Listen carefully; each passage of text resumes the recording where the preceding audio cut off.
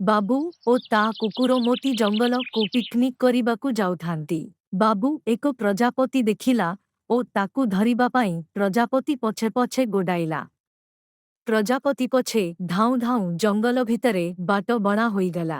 ତାପରେ ବାବୁକୁ ବହୁତ ଡର ଲାଗିଲା, ତେଣୁ ସେ ତା କୁକୁର ମୋତିକୁ ଡାକିଲା। ମୋତି, ମୋତି, ଆଉ ଗୋଟେ ପଟେ। ମୋତି ଦେଖିଲା ବାବୁ ନାହିଁ। ସେ ବାବୁକୁ ଖୋଜିବାରେ ଲାଗିଲା। ମୋତି ମାଟିକୁ ଶୁଘି ଶୁଘି ବାବୁକୁ ଖୋଜିଲା। ବାବୁ ଗୋଟିଏ ଗଛ ଉପରକୁ ଚଢ଼ି ଯାଇଛି।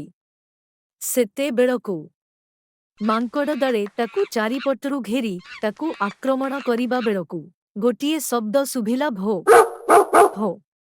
ବାବୁ ଦେଖିଲା ଯେ ମୋତି ତାକୁ ଖୋଜି ଖୋଜି ଆସିଗଲା। ମୋତିକୁ ଦେଖି ମାଙ୍କଡ଼ମାନେ ଭୟରେ ପଳାଇଗଲେ। ତାପରେ ବାବୁ ଗଛରୁ ଓହ୍ଲାଇ ଆସିଲା। ତାପରେ ଦୁଇଜଣ ଘରକୁ ଫେରି ଆସିଲେ।